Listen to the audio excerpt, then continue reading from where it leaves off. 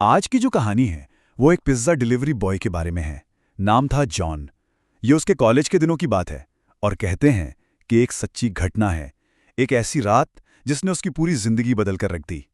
तो चलिए चलते हैं उस भयानक रात की गहराइयों में जब एक मामूली सी डिलीवरी जिंदगी और मौत का खेल बन गई।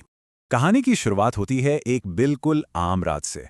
जॉन एक छोटी सी पिज्ज़ा शॉप में काम करता था और बस अपनी शिफ्ट खत्म करके घर जाने ही वाला था। जॉन पहले तो थोड़ा हिचकिचाया।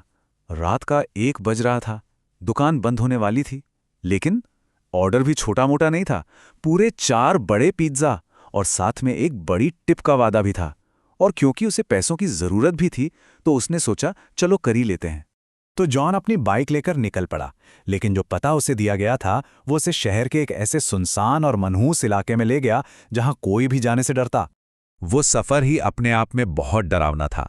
देर रात, अंधेरी, सुनसान सड़क और सड़क के दोनों तरफ जंगली पेड़। माहौल में एक अजीब सा डर घुलने लगा था। और फिर वो उस पते पर पहुंचा, एक पुराना टूटा फूटा सा घर जो जंगल के बीचों बीच था। हर तरफ घना अंधेरा था। ऐसा लग रहा था जैसे सालों से वहां कोई आया गया ना हो। उसने सोचा चलो मैनेजर को फोन करके बताता हूं, लेकिन फोन उठा ही नहीं। अब जॉन बड़ी दुविधा में था। क्या करे? वापस चला जाए और मैनेजर का गुस्सा झेले, या फिर इस डरावने अंधेरे घर के पास जाके पिज्जा डिलीवर करने की कोशिश करे? वो ये सब सोच ही रहा था कि अचानक घर के अंदर एक बत्ती जली।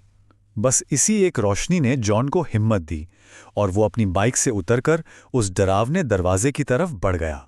जॉन ने दरवाजे पर लगी घंटी बजाई, लेकिन इसके बाद जो हुआ उसने उसके सबसे बुरे डर को सच कर दिया। उसने 2 बार घंटी बजाई। अंदर से कदमों की आहट भी सुनाई दी, लेकिन दरवाजा किसी ने नहीं खोला। जॉन ने सोचा शायद कोई मजाक कर रहा है, और वो जैसे ही वापस जाने के लिए मुड़ा, दरवाजा एक अजीब सी चरमराती आवाज के साथ अपने आप खुल गया। दरवाजा खुलते ही एक काली बिल्ली सोफे के नीचे से निकली और तेजी से कमरे के अंदर भाग गई। और जैसे ही बिल्ली उस कमरे में घुसी, वहां की लाइटें और टीवी अपने आप चालू हो गए और हवा में बच्चों के हंसने की आवाजें गूंजने लगी। जॉन को बहुत गुस्सा आया। उसे लगा कि ये कोई मजाक चल रहा है। वो सीधा उस कमरे में गया और देखा कि बिस्तर पर 2 छोटी छोटी बच्चियां बैठी हैं। वो बस खाली नजरों से जॉन को घूर रही थीं, एक शब्द भी नहीं बोल रही थीं। जॉन ने उनसे पूछा कि क्या घर में कोई बड़ा है जिससे वो पैसे ले सके, पर उन लड़कियों ने जो जवाब दिया वो जॉन ने कभी सपने में भी नहीं सोचा था। और तभी कुछ ऐसा हुआ जिससे जॉन की रूह कांप गई। उन लड़कियों की आंखें पूरी तरह से सफेद हो गईं। उनकी वो अजीब सी खामोशी एक बहुत ही डरावनी हंसी में बदल गई। और फिर दोनों ने एक साथ जॉन के ठीक पीछे दरवाजे की तरफ इशारा किया। जैसे ही जॉन पलटा, उसने देखा कि दरवाजे पर एक खौफनाक औरत खड़ी है। ये देखते ही जॉन के हाथ से पिज्जा छूट गया और वो डर के मारे कांपने लगा। जॉन पूरी तरह घबरा चुका था। वो अपनी जान बचाने के लिए उस घर से बाहर की तरफ भागा, लेकिन उसकी मुश्किलें अभी खत्म नहीं हुई थीं। वो जैसे तैसे अपनी बाइक तक पहुंचा और उसे तेजी से भगाने लगा, लेकिन कुछ ही दूर जाकर बाइक की आवाज लड़खड़ाने लगी और फिर इंजन पूरी तरह बंद हो गया। उसने देखा कि टायर भी पंक्चर है। अब वो उस अंधेरी सुनसान सड़क पर अकेला फंस गया था।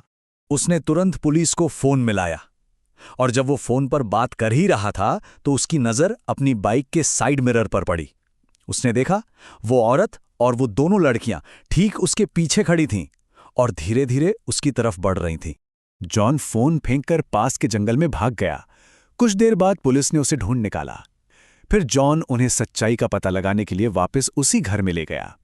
पुलिस ने पूरे घर की तलाशी ली, चप्पा चप्पा छान मारा, लेकिन वहां कुछ भी नहीं था। घर पूरी तरह से खाली था। न किसी औरत का निशान, न बच्चों का। वहां अगर कोई था तो बस वही एक जंगली बिल्ली। पुलिस को लगा जॉन कहानी बना रहा है, लेकिन अगली सुबह एक दिल दहला देने वाली सच्चाई सामने आई। पुलिस रिकॉर्ड से पता चला कि 3 साल पहले उसी घर में एक औरत और उसकी 2 बेटियों की बेरहमी से हत्या कर दी गई थी, और तब से वो घर वीरान पड़ा था। जॉन उस रात उन्हीं की आत्माओं से मिला था। इस भयंकर हादसे ने जॉन पर एक गहरा सदमा छोड़ा। उसने तुरंत वो नौकरी छोड़ दी और कहते हैं कि आज भी जब उसे वो रात याद आती है तो वो कांप उठता है। और यही इस कहानी का सबसे खौफनाक पहलू है, जो एक सवाल पीछे छोड़ जाता है। जॉन उस रात उन आत्माओं से तो किसी तरह बच निकला, पर वो कातिल कौन था जिसने उन आत्माओं को बनाया? ये राज आज तक राज ही है।